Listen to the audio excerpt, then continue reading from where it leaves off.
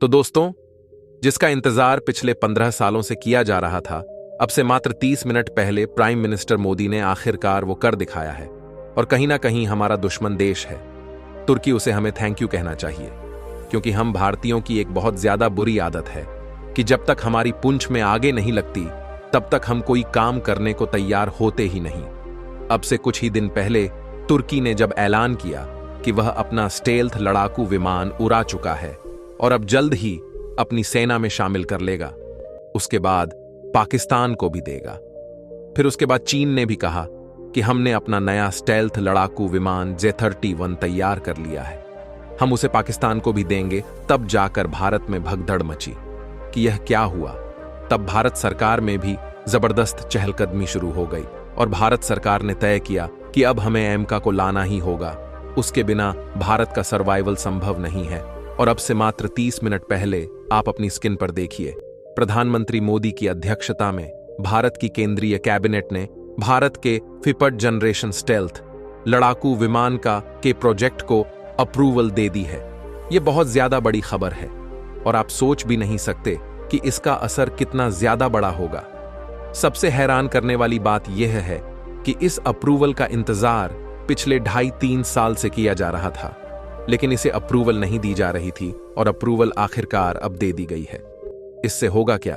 तो देखिए, एमका से जुड़ी हुई जितनी भी टेक्नोलॉजी है, जितने भी इसके पार्ट है, सब तैयार कर ली है। DRDO ने कोई भी इसमें इशू नहीं है और फिलहाल इंजन का भी जुगाड़ हो गया है। हम अमेरिकन इंजन के साथ एमका को उड़ाएंगे, उसका भी यहां पर प्रावधान हो चुका है। लेकिन जरूरत थी तो बस अप्रूवल मिलने के बाद ही DRDO को फंड मिलते, यानी कि करीबन 15,000 करोड़ रुपए मिलने थे। वह अप्रूवल के बाद ही मिलते।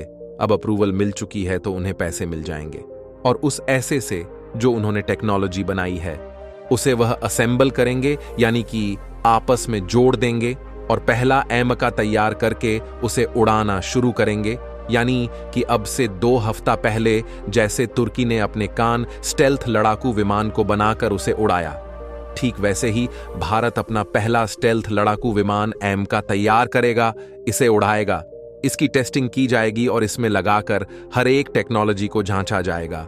जब सब कुछ परफेक्ट होगा उसके बाद इसकी मास प्रोडक्शन शुरू होगी, यानी कि बड़े लेवल पर बनाकर इसे भारतीय सेनाओं में शामिल करना शुरू कर दिया जाएगा। और ये सब कुछ क्यों रुका हुआ था?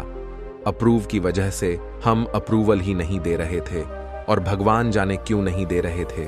और आपको बता दूं कि सब लोग भगवान का शुक्रिया मनाइए कि अप्रूवल आज मिल गया, वरना बात तो ये हो रही थी कि इस साल चुनाव के बाद दिसंबर के महीने में अप्रूवल दी जा सकती है और तब भी 50-50% के चांस थे, तब भी पूरी उम्मीद नहीं थी कि अप्रूवल दिया जाएगा। लेकिन वह तो तुर्की ने अपना कान लड़ाकू विमान उड़ाकर दुनिया को दिखा दिया। तब भारत में हड़कंप मचा तो भारत सरकार के हाथ पैर फूले, तब जाकर के प्रोजेक्ट को अप्रूवल मिली है। और आपके लिए सबसे मजे की बात तो यह है कि एमका पर हर तीसरे चौथे दिन बड़ी बड़ी खबरें निकलकर सामने आएगी। इसीलिए चैनल को सब्सक्राइब जरूर करें।